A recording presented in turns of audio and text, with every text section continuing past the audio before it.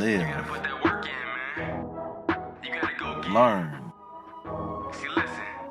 This is what I tell them. Serve. I've been grinding for so long, I wake up and chase my goals. Inspire.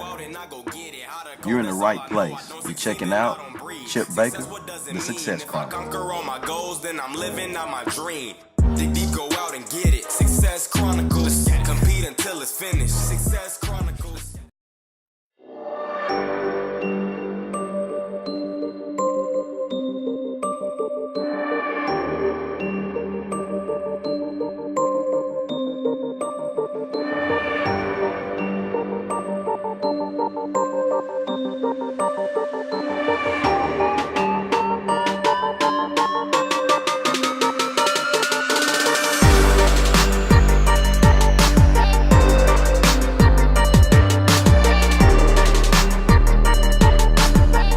What's up, everybody? This is Chip Baker coming to you with another episode of the Success Chronicles. And today we have my guy, Jay Sutaria, with us.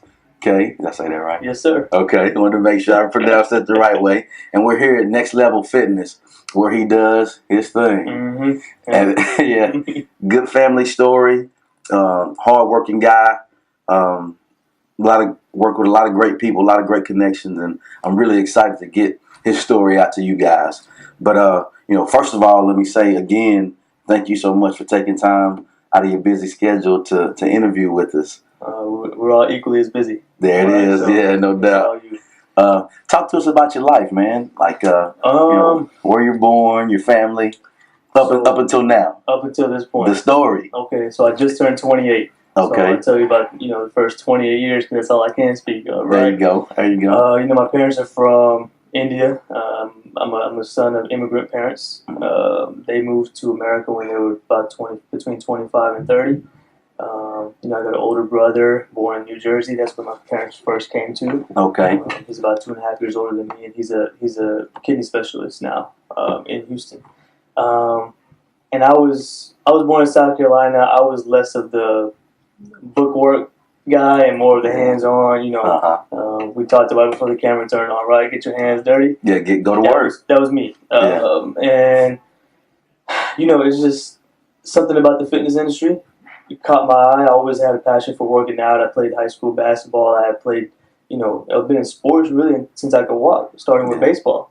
And then it just kind of morphed into this thing where, I don't know if it was that I had an older brother that was, always pushing me and bullying me, and it gave me a little bit more competitive fire to go out and make a name for myself and do what I really feel like I was meant to do. Your passion. My passion, right? Yeah, it kind of morphed into me when I went to college.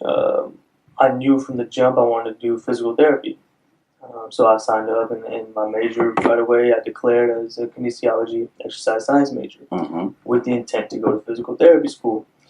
At the same time, about 2 years into my classes at U of H, I learned about a program. Actually, my dad had the idea. He said, "Jay, you're always in the gym. You're always working out. You help your friends out. So why don't you try to get a job out of this thing?" And I said, "You're onto something." Light bulb. Right. And my first job when I ever started working, 16 years old, I worked at Lifetime Fitness. Mm-hmm. Nothing to do with fitness. I was part of the cleaning crew, folding towels, cleaning toilets, cleaning the locker rooms up. Yeah. But I had that connection with the gym, and so my dad found this program called the National Personal Training Institute, and it's an expensive program, but you're rewarded a diploma at the end of it. So it's 500 hours of coursework, four times a week, 5 hours a day. And it's very, very hands-on. You go to class to learn the material. So, you can imagine I'm in class at U of H, and I go over and I study. I go to class at the National Personal Training Institute. So by the time I'm done with it, I have a certification. I'm sorry, I don't have a certification because they award you a diploma in personal training. That's good for life, right? Which is another reason that I signed up for that one. And, I was burnt out. As you can imagine, right? It was too much school, too soon.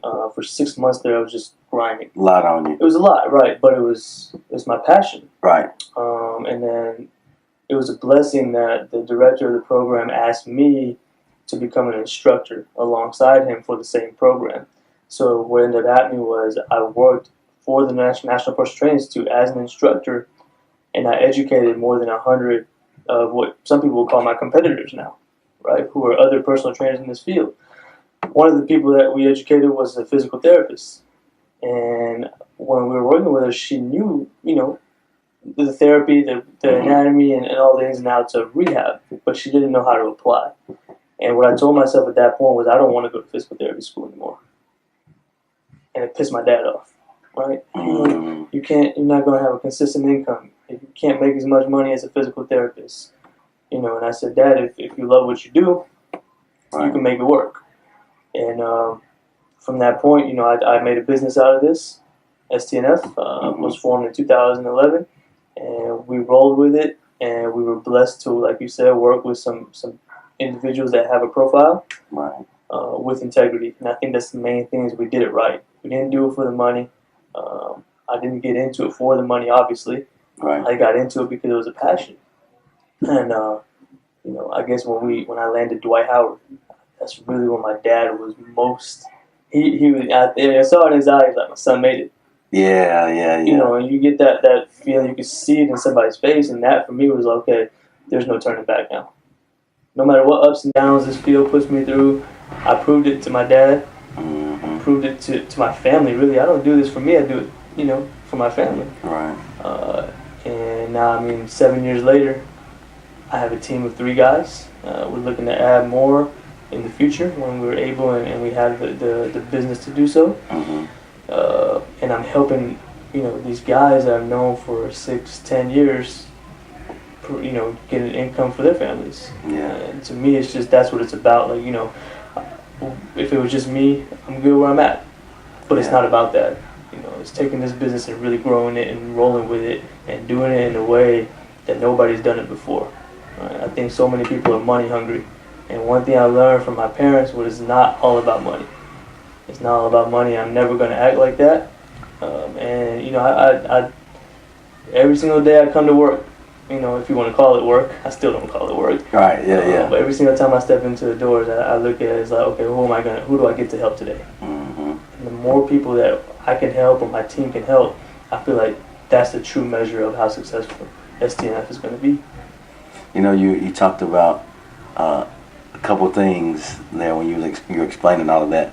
I just had a conversation with a guy this morning about exactly what you said about passion. You have a passion for what you do.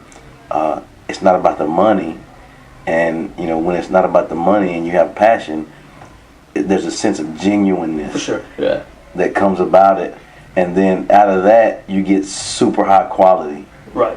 And so like that process of as you were explaining that, you can genuinely tell people that love what they do. For sure, yeah. You get a vibe. Now, being one of those guys, I can talk to somebody for 2 minutes and understand if they're doing it for the money. Or they're doing, and there's so many people that's come up to me, man, I need to be with STNF. I need to be with STNF. And I'm like, nah, the 3 things we preach is moral character, your ethics, and your integrity. Training aside, anybody can go out and learn the information. Right. But are you applying it with the right people in the right way? And if you're not, and I see that, I can't bring you on board. Yeah. Because I can't risk the status and the brand that we've built for somebody that doesn't represent what we fall for. Right. So through and through, it's just you got to be a genuine person. We've had plenty of talks with the 2 guys that are on board right now, and I think the reason that they're on board is because they get it. Yeah. And they've gotten it for as long as I've known them. They haven't changed it. It's been in them since I've known them. That's what they do. That's who they are. Yeah. I'm not going to change somebody. I just got to find the people that represent what I represent. Right, and then make it match together. Oh, it just come together and it's easy. Yeah. It's good, man. What are 3 things that you're proud of, that you accomplished, that you're proud of? In the career, since I started, I guess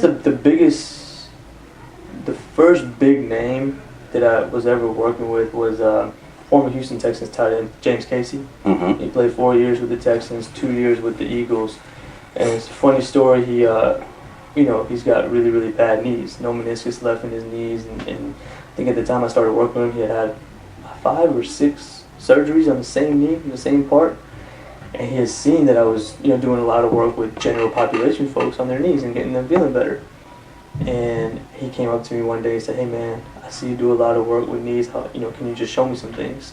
And this was as soon as he had gotten cut by the Eagles. And teams were worried. They were scared to pick him back up because of his knee issues. And that's public information for these teams. And I helped him out, and I was, I think it was 12 or 16 weeks straight, and we worked out Monday through Friday, 5 a.m. to 7 a.m. religiously. And he would be in the gym earlier than 5 a.m. I mean, hands down, one of the most professional guys I've ever worked with. Yeah. But for him to seek me out, and then stay with me, we got him, he got picked up. The Broncos had faith in him, and they picked him up, and he was part of that Super Bowl winning team on the Broncos. He didn't make it through the season. His knee had locked up on him. I think it was like week 7 or something. Knee had locked up on him. And when he came back to Houston, we started working on it right away. And one thing he told me was, "Wherever I go next, I'm taking you with me." And to me, that solidified that I was really of value to this guy.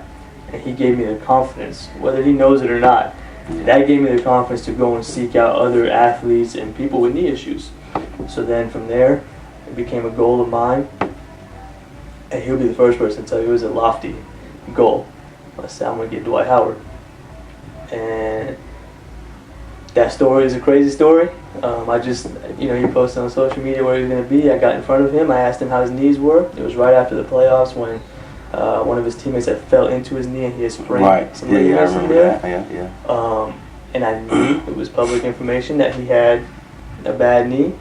And I looked at him. I said, "How's your knee?" And he said, "It's all right," but he made a face. It ain't all right. I got closer and I talked to him, and I had taken him. It was a whole line of people. He was handing out cupcakes at Sprinkles Cupcakes. And I had taken a company shirt out to him, and he said, "Yeah, we'll take this picture, and we'll talk." And then he said his manager was right there, so I talked to his manager. Dwight had pulled out a Sharpie to sign the shirt, autograph the shirt. I said, "Dwight, this is for you to keep. I don't want your autograph. That's not what I'm here for. I want to help you. Give you a gift, brother." That's it. That's all it was. Yeah. And then a huge accomplishment, because his manager ended up calling me about 2 months later, and we traveled the world with Dwight. We went to the University of Miami. We went to Vegas for USA Basketball. We went to Dubai for 10 days. And then we went to China for the Dwight Howard China tour with Peak. And that was leading up to his last year in Houston. But to this day, I can text Dwight right now and I'll get a response. And we've maintained a brotherhood that, fitness related or not, nothing negative is going to be said about him from me, and the other way around is just as true. So that was, number 2. And I gotta group these two guys together, DJ Augustine and Emmanuel Sanders. DJ is he's like a brother to me, and again, just like James sought me out, DJ sent me a DM in Instagram, and he said, "Let's work this summer, bro." That was last summer. And as far as basketball players go, nobody more professional than DJ. Came to work Monday through Saturday, 2 hours a day. Never complained. Hated Fridays. Fridays were our go days, and he hated them. But he worked, never complained. Some days he did 7 days a week. But for him to seek me out again, because he had dealt with tendonitis his entire career, right? He's going into year 10, almost year 11. I got to get right. And same thing, I'll see him this weekend because the Magic are in town playing the Rockets. But he would be the first person to tell you that this is the longest he's gone through a season and not felt his knees at all. So he can play free. He can play like DJ Augustine. Right? And then Emmanuel Sanders is, man, one of the best guys. God made a good one with that man. He's an animal, but he listens. And that's the kind of guys I like to work with, And so for Emmanuel last offseason, he started with us kind of late. We had 11 workouts with him the whole offseason, but we got him ready to go through the season. And I think in week 6, he took a bad hit, and he got his ankle rolled up on. And he was rehabbing it, missed a couple games because of it. And he came back in here on Monday this week. got back in town, came into the gym. We worked with him for 4 days this week, and he jumped on his ankle yesterday for the first time. I stopped asking how it feels, and he said, the first time in 5 months I've been able to do that without pain.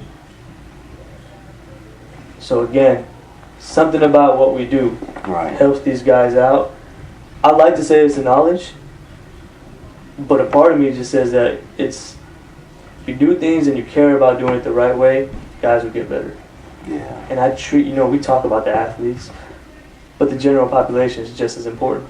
All right. The first client I ever had with knee issues, she's an orthopedic, she's a internal medicine physician. She walked into the gym one day with a cane. She could not walk properly. She's in her 50s. And she told me, Jay, 3 different orthopedic specialists have told me that I need a total knee replacement as soon as possible. 3 different ones, ASAP. I said, hold on, let's work on this. Chip, she walked out the gym that day without her cane. She forgot it at the gym. She's been with me since 2013. 0 surgery so far. It's crazy. It's just, and then obviously, she brings in 5 other clients for us. You do a good job. You don't go out and seek these people. They just come to you because they need help. We're the people that can really help them out. Whether it's in everyday life as a physician having to walk, room to room to work with patients, whether it's Emmanuel who's got to be on the field pain-free, or James, or whether it's DJ or Dwight that got to be on the court pain-free, right? That's the whole system that we live by in this, I think, doing stuff with the heart. And that's where it starts. I think so. Doing stuff with the heart is where it starts. If somebody argues with that, they're wrong. I don't mess with them. I like it. Yeah. What's your definition of success? Not money. Right. Not money. I think that's the number one thing that other people would answer is financial gain from it. Success is how many people you can help. That's it. There's people that walk in through the doors that can't afford what we charge. Mm-hmm. There's people that we do our first session is completely free. We're at the point where we don't have to do that anymore, right? But if I can have somebody come in that can't afford what we're charging, come in for free, just so we can educate them on what to do on their own, it's worth it. We've helped that person out. Yeah.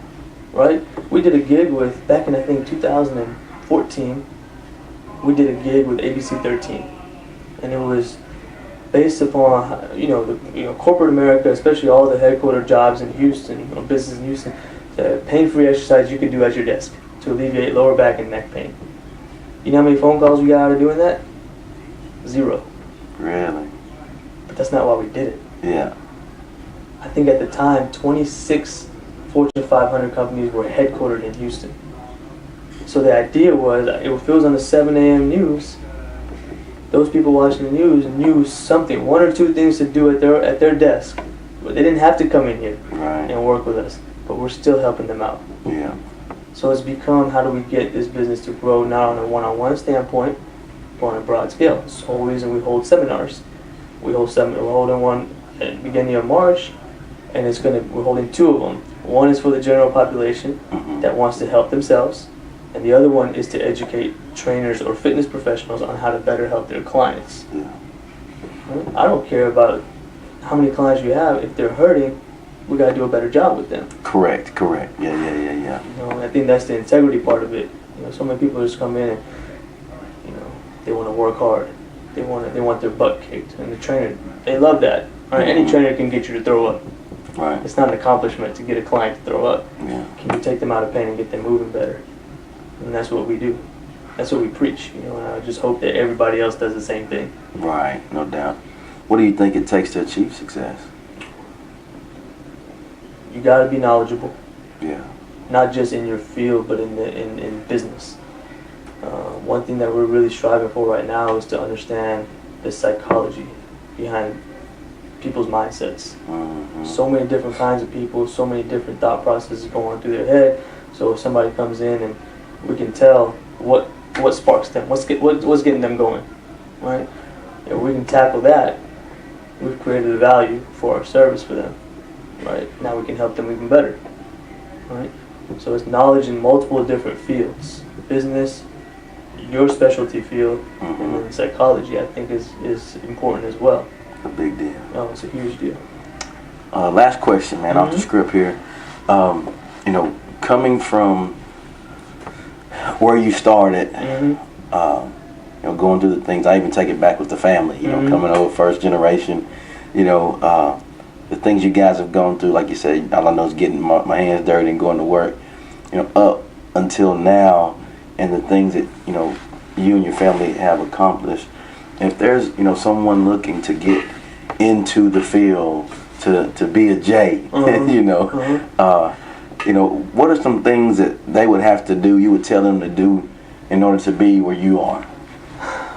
It's funny because people hit us up all the time for that. Right. And a lot of times they end up doing internships with us, especially in the summertime when the athletes are in town. Yeah. We invite them out, do an internship with us, and they learn, what it's about. I think the number one thing is, if you get into this field, I can't be mad at somebody getting into the field because they have a passion for exercising, because that's what brought me into the field. But the passion has to then morph into, I want to help this person out. I want to help every single person out that walks into the door. So you're hungry, right? But you have to channel that hunger in a way that's not undercutting somebody else. Right? So when we came in, or when I came into the field, you come out of school and you think you're the best trainer ever, because the knowledge is fresh, and you start noticing things that people are doing wrong. All this, it's like when you get a new car with all the bells and whistles. You go and sit in the old Toyota Camry, you're going to notice what's wrong with that car, right? And so now you start undercutting that Toyota Camry or any car that's older than yours. Right. You're bashing it, and you're trying to hype yours up even more. But really, it still has value. It still has value to it. Yeah. So what I've changed, the number one thing that I would preach to these guys that are coming in, and what I do is that there's no better or worse in this field, really in any field, unless there's a trainer that's blatantly hurting their client by not having the knowledge, because it's so easy to get a certification in personal training, right? So the number one thing I would preach is that you have to, I'm trying to think of the best way to word it.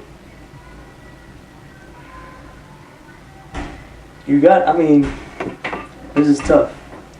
Would you go with saying, with the whole making sure that it's providing genuine quality? Yeah, I think it would be with your client and having client first mentality. Client first mentality. So there's no better or worse. Yeah. A preacher's is different. Yeah. You see what I'm saying? It's just different. Chip does podcasts this way. Somebody else might do them a different way. I had another interview and there was no light shining on me. Right? Yeah, but I got to have that light. Guess what? That's how Chip does it. Right? It's not better or worse. One, yeah, right. It's just different, right? Jay might say, we're not lifting weights today. Somebody else might say, look, we're going to load you up. Yeah. If the person's ready for it, that's the beauty of training. There's so many different avenues and ways to get a certification in it, and so many different programs that can educate you, and each one says something different. Right? So that, to me, is the beauty of it, is that they give you the knowledge to go and create your own ideas out of it. Right? If there was a end-all, be-all in personal training, the field wouldn't be as popular as it is. Right.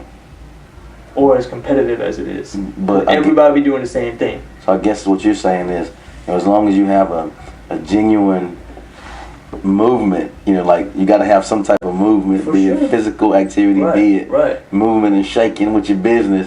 You got to have some type of movement. And moving in the right direction while doing it the right way. And you can't undercut anybody, because I've been undercut before. I'll go and try to take people under a mentorship that have approached me. And I'm a very trusting guy, and so I'll open up to them. I'll tell them who I connected with, who my friends are, these big time trainers out in other cities and stuff, and they'll go out and reach out to the same people. And you can't do that in this field. It all comes back to you. It'll come back around. I don't get mad about it. I wouldn't do it that way. Yeah. I say I'm going to pave my own path. So whatever I tell somebody else, I would just say, look, listen to what I'm telling you. Don't mimic it. Don't copy it. Do your thing. But use it as an inspiration to go and create your own path. Because that's what this field is really about. Yeah. Well, man, thank you again for interviewing. Thank you guys for watching this episode, and we'll see you next time. God bless. Thank you.